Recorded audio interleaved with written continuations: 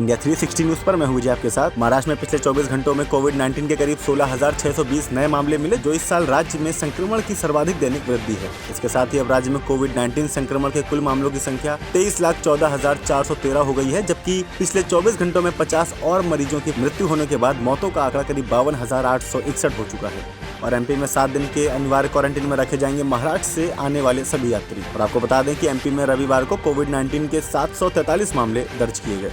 उड़ीसा के सुशील अग्रवाल नामक एक किसान ने सौर ऊर्जा से चलने वाली 4 पहिया वाहन कार बनाई है। सुशील ने एक इंटरव्यू में कहा कि लॉकडाउन के दौरान इन्होंने इसे बनाने का काम शुरू किया था और फुल चार्ज होने पर यह कार करीब 300 किलोमीटर तक चल सकती है। और खबर के मुताबिक सुशील ने कुछ किताबों और यूट्यूब वीडियोस की मदद से यह कार बनाई है। और किसान आंदोलन के चलते बंद गाजीपुर बॉर्डर को सोमवार को ट्रैफिक आवाजाही के लिए फिर से खोल दिया गया है। हालांकि सिर्फ दिल्ली से यूपी की ओर जाने वाले यातायात को ही अनुमति दी जाएगी। और गौरतलब है कि गाजीपुर बॉर्डर उन जगहों में से है जहां केंद्रीय कृषि कानूनों के विरोध में किसान 26 नवंबर से प्रदर्शन कर रहे हैं। और सड़क परिवहन और राजमार्ग मंत्रालय ने एक नई योजना की घोषणा की है, जिसके तहत अखिल भारतीय पर्यटक परमिट के लिए आवेदन देने वाले पर्यटक वाहन परिचालक को 30 दिन के अंदर परमिट मिल जाएगा। नए नियम 1 अप्रैल से लागू होंगे और नए नियमों को अखिल भारतीय पर्यटक वाहन अनुमति एवं परमिट नियम 2021 कहा जाएगा।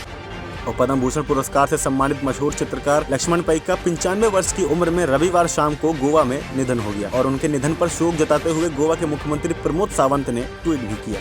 और चेन्नई से दिल्ली जा रहे इंडिगो की फ्लाइट से मेडिकल इमरजेंसी के कारण शनिवार को नागपुर एयरपोर्ट पर आपात स्थिति में इसकी लैंडिंग करनी पड़ी। 65 साल के यात्री ने विमान के स्टाफ को स्वास्थ्य संबंधी समस्या होने की बात बताई और यात्री नागपुर के सरकारी मेडिकल कॉलेज और अस्पताल ले जाया गया, जहां उसे मृत घोषित कर दिया गया।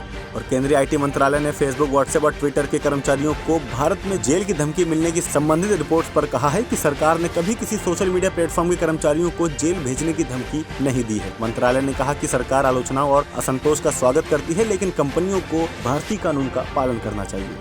और विधानसभा चुनाव से पहले पश्चिम बंगाल की मुख्यमंत्री ममता बनर्जी ने रविवार को व्हील चेयर पर बैठकर कोलकाता में एक रोड शो किया। और बुधवार को घायल हुई ममता बनर्जी ने रोड शो से पहले कहा कि अभी भी दर्द में हूं, लेकिन मुझे अपने लोगों का दर्द अधिक महसूस होता है। और पाकिस्तान के खैबर पख्तूनख्वा प्रांत में हिंदू समुदाय के लोगों ने दिसंबर 2020 में एक मंदिर को ध्वस्त करने वाली भीड़ को माफ करने का फैसला किया है। और PTI के मुताबिक आरोपियों ने हमले के लिए माफी मांगी थी और मुस्लिम धर्म के नेताओं ने हिंदुओं को उनके अधिकारों की संविधान के तहत रक्षा का आश्वासन दिया था।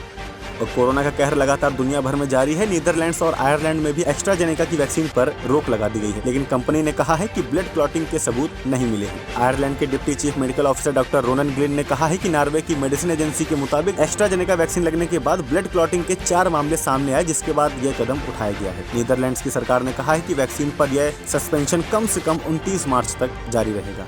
और रूस में रविवार को 102 साल पुराना मास्लेनिस्ता फेस्टिवल मनाया गया और इस दौरान लोगों ने 78 फीट ऊंची लकड़ी के घर को जलाया और एक दूसरे को मिठाई खिलाकर बधाई दी। इस पारंपरिक त्योहार को बसंत के आगमन, परिवार से जुड़ाव और बुराई के अंत के प्रतीक के रूप में माना जाता है, यानी बिल्कुल वैसा ही जैसा कि भारत में होलिका दहन।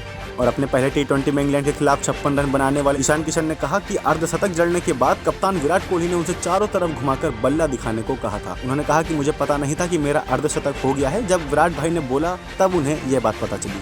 और अहमदाबाद में दूसरे T20 में भारत ने इंग्लैंड को 7 विकेट से हराकर 5 मैचों की सीरीज में 1-1 की बराबरी कर ली है। भारत ने कप्तान विराट कोहली और डेब्यू करने वाले ईशान किशन की अर्धशतकीय पारियों की बदौलत 165 रन का लक्ष्य हासिल किया और ईशान किशन T20 डेब्यू पर अर्धशतक बनाने वाले 10 साल में पहले भारतीय खिलाड़ी बन चुके हैं। और अहमदाबाद में पहला T20 देखने आए करीब 67,000 से ज्यादा दर्शक। और इस पर पाकिस्तान गेंदबाज ने पूछा कि कोरोना कहाँ है। आमिर यामीन ने कमेंट किया कि कहाँ है कोरोना। हालांकि बाद में उन्होंने अपना ट्वीट डिलीट भी किया।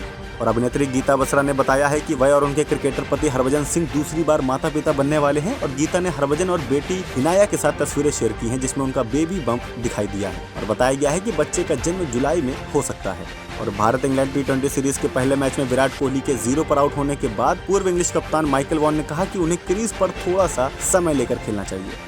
शबाना आजमी ने शनिवार को इंस्टाग्राम पर एक्टर राजनेता मिथुन चक्रवर्ती के साथ एक पुरानी तस्वीर शेयर की है। इस पर शिल्पा शेट्टी ने अपनी प्रतिक्रिया दी। एक यूजर ने तस्वीर पर कमेंट भी किया। यह स्टार डस्ट मैगजीन के 1983 के सालाना एडिशन की तस्वीर है। ग्रैमी अवार्ड 2021 में 19 वर्षीय अमेरिकी गायिका बिली आइलिश ने एवरीथिंग आई वांटेड के लिए रिकॉर्ड ऑफ द ईयर का अवार्ड जीता। और टेलर स्विफ्ट के फोकलोर को एल्बम ऑफ द ईयर, जबकि मेगन थी स्टैलियन के सैवेज को बेस्ट रैप सॉन्ग चुना गया। और एक्टर विवेक ओबराय ने हेलमेट न पहनने पर चालान जारी होने को लेकर कहा कि यह एक राष्ट्रीय समाचार बन गया है। उन्होंने कहा कि उसी हफ्ते मैंने किसानों के परिवार से जुड़े बच्चों के लिए करीब 16 करोड़ की छात्रवृत्ति की घोषणा की थी। इस पर ध्यान न देकर मेरी गलती पर बात केंद्रित की गई और मैं इसके लिए थोड़ा सा दुखी भी हूँ।